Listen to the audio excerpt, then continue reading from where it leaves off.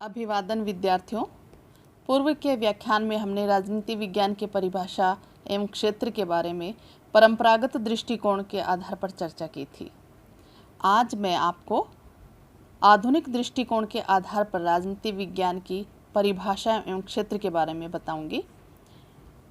परंपरागत दृष्टिकोण में जब हमने पढ़ा कि उस समय राजनीति विज्ञान में केवल राज्य और सरकार के अध्ययन पर बल दिया गया था, जबकि अब परिस्थितियां बदल चुकी हैं और दूसरे विश्व युद्ध के बाद में मूलतः जो राजनीति विज्ञान के विद्वान थे और उसमें भी अमेरिका के जो यूनेस्को विश्वविद्यालय है उसके जितने भी राजनीति शास्त्री थे, उन्होंने ये कहा कि अब हमारा काम राज्य और सरकार के अध्ययन से नहीं चल सकता। अब हमें राजनीति विज्ञान को एक नया मोड़ देना होगा और राजनीति विज्ञान को विज्ञान सम्मत बनाना होगा। चार्ल्स मैरियम के नेतृत्व में विभिन्न राजशास्त्रियों ने राजनीति विज्ञान को विभिन्न समाजशास्त्र, मनोविज्ञान, दर्शन, सांख्यिकी, अर्थशास्त्र एवं मानव शास्त्र जैसे समाज विज्ञानों के निकट लाने का प्रयास किया था। और अब राजनीति विज्ञान का अध्ययन तथ्यात्मकता एवं व्यवहारवाद व समाजशास्त्रीय पद्धतियों के आधार पर किया जाने लगा और सभी विद्वानों का ये मानना था कि राजनीति विज्ञान में एक व्यापक परिवर्तन हुआ है, इसलिए राजनीति विज्ञान की परिभाषा में अब हमें नए प्रयास करने होंगे। और इतना ही नहीं, उन्होंने ये कहा कि जितने भी जो काल्पनिक आधार पर या आदर्शात्मक अध्ययन राजनीति विज्ञान में किया जाता था, आज हमें उनका स्थान तथ्यों को देना होगा, तकनीकी विज्ञान को देना होगा और राजनीति विज्ञान को विज्ञान के करीब लाना होगा। जब राजनीति विज्ञान का अध्ययन हम करेंगे तो उसमें सभी जितने भी समाज विज्ञान हैं उनको साथ में लेकर चलने की ज़रूरत है, तभी हम राजनीति विज्ञान को अन्य विषयों की भांति आगे बढ़ा पाएंगे। तो इसी संदर्भ में जब कुछ मानवीय पक्ष है उनकी अवहेलना भी की गई थी परंपरागत दृष्टिकोण में, जैसे कि मैंने बताया था, और ना ही राजनीति विज्ञान को शक्ति के लिए संघर्ष जिसको कहा जाता है उस शक्ति तत्व की भी उपेक्षा की गई थी। तो वर्तमान में या आधुनिक दृष्टिकोण के आधार पर यदि हम राजनीति विज्ञान की परिभाषा करें तो उसमें कुछ मुख्य बातें शामिल होंगी, जैसे जितने भी राजनीति विज्ञान के विद्वान हैं पूरे विश्व में, उन्होंने ये कहा कि राजनीति विज्ञान मानवीय क्रियाओं का अध्ययन है। मानवीय क्रियाओं का अध्ययन बताते हुए कैटलिन ने भी ये कहा कि राजनीति विज्ञान संगठित मानव समाज से संबंधित है और अनुभववादी तथा व्यवहारवादी विद्वान राजनीति विज्ञान को मूलतः मनुष्य के राजनीतिक जीवन और क्रियाकलापों का या क्रियाकलापों के संदर्भ में मानव जीवन के सामाजिक, आर्थिक, धार्मिक व अन्य पक्षों का अध्ययन करने वाला विज्ञान मानने लगे। तो राजनीति विज्ञान में जो परंपरागत दृष्टिकोण है उसमें मानवीय क्रियाओं के अध्ययन की बात नहीं कही गई थी और आधुनिक दृष्टिकोण के आधार पर यदि हम देखें तो इसकी परिभाषा में मानवीय क्रियाओं के अध्ययन को महत्वपूर्ण स्थान दिया गया। जब हम व्यवहारवाद की बात करते हैं तो व्यवहारवाद भी दूसरे विश्व युद्ध के बाद में ही हमारे सामने आता है। ये एक ऐसी अवधारणा है जो मनुष्य के व्यवहार के अध्ययन पर बल देती है। मनुष्य के व्यवहार के कार्यकलाप पे, क्रियाकलापों पे, इन सब के अध्ययन पर बल देने वाला विज्ञान राजनीति विज्ञान कहलाता है। दूसरी बात इसमें ये कही गई कि शक्ति का अध्ययन है, राजनीति विज्ञान शक्ति का अध्ययन है, ये बात कैटलिन ने कही थी।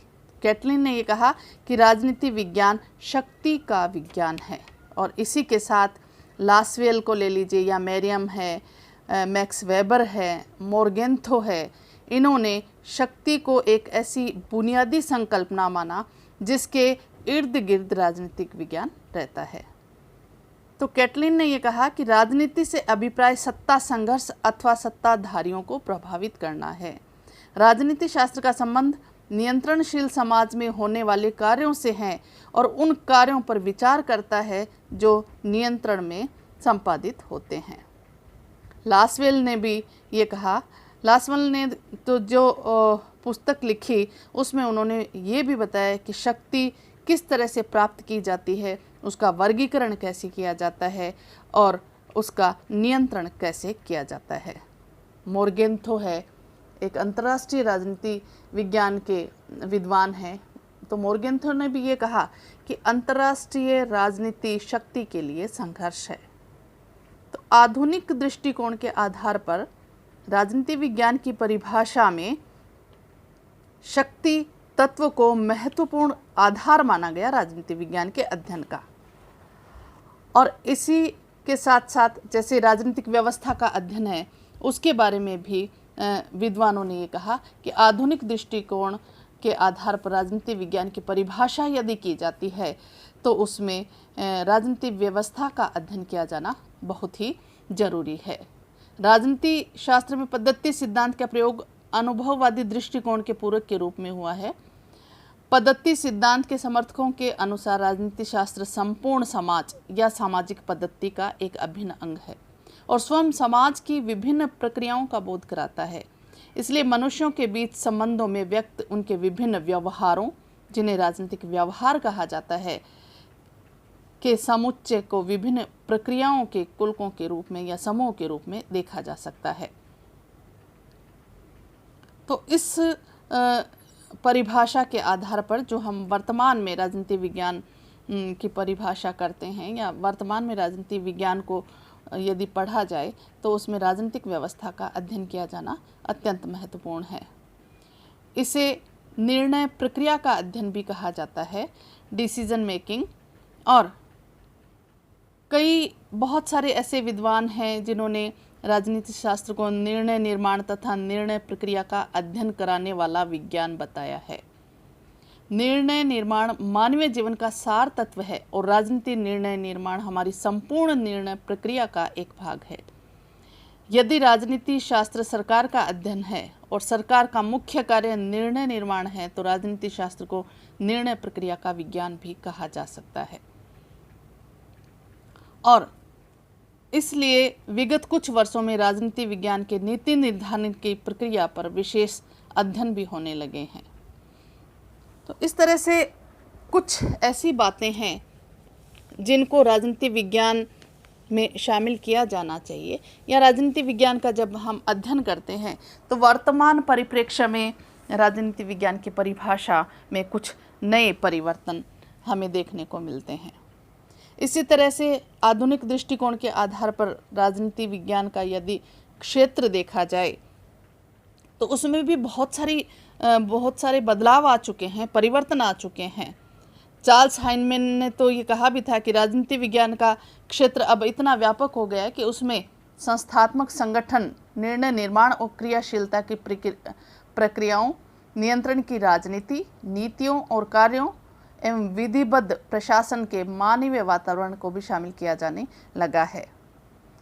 तो वर्तमान में यदि हम राजनीति विज्ञान के क्षेत्र की बात करें तो अब हमारा काम परंपरागत दृष्टिकोण से नहीं चलने वाला है, क्योंकि अब राजनीतिक व्यवहार ने या मनुष्य का क्या राजनीतिक व्यवहार है उसका अध्ययन किया जाना जरूरी हो गया है। अब राजनीति विज्ञान को वास्तव में विज्ञान माना जाना चाहिए और उस विज्ञान का अध्ययन किया जाना चाहिए। हमें इसके लिए क्रियाशीलता, उसकी प्रक्रियाएं, नियंत्रण की राजनीति, शक्ति की राजनीति, मानवीय वातावरण, मानवीय व्यवहार का अध्ययन, इन सभी को शामिल करना बहुत जरूरी है। एक दृष्टिकोण है अंतः अनुशासनात्मक दृष्टिकोण, जिसको हम कहते हैं अंतः अनुशासनात्मक दृष्टिकोण। अनुशासन विषयों को कहा जाता है। तो सभी विषय आपस में आंतरिक रूप से एक दूसरे से संबंध रखने वाले होते हैं, चाहे वो इतिहास हो, चाहे वो समाजशास्त्र हो, चाहे वो नीति शास्त्र हो, चाहे वो भूगोल हो या अर्थशास्त्र। सभी विषय आपस में एक दूसरे से किसी न किसी तरीके से संबंध रखते हैं। तो राजनीति विज्ञान का भी संपूर्ण अध्ययन तभी होगा जब हम इन विषयों को साथ में लेकर चलें। इन विषयों का अध्ययन किया जाना भी जरूरी है। तो क्षेत्र की यदि बात करें तो परंपरागत दृष्टिकोण में बहुत कुछ तत्व ऐसे थे जिनकी उपेक्षा की गई और नतीजा ये हुआ कि राजनीति विज्ञान अन्य समाज विज्ञानों की अपेक्षा पिछड़ता चला गया। तब फिर चार्ल्स मेरियम ने इसका बीड़ा उठाया और ये कहा कि राजनीति विज्ञान का अध्ययन यदि अब हमें करना है तो हमारा काम केवल राज्य और सरकार के अध्ययन तक सीमित नहीं होना चाहिए। हमारा अध्ययन अब मानवीय व्यवहार के आधार पर होना चाहिए। और क्योंकि असंतोष व्याप्त हो चुका था, तभी तो किर्कपैट्रिक ने यह कहा था कि असंतोष ने क्षोभ को जन्म दिया और क्षोभ के परिणाम स्वरूप क्षेत्र में परिवर्तन आया। तो आधुनिक राजनीति विज्ञान का आधुनिक दृष्टिकोण के आधार पर यदि हम राजनीति विज्ञान का अध्ययन करें तो उसमें भी हमें आमूलचूल परिवर्तन देखने को मिलता है। धन्यवाद।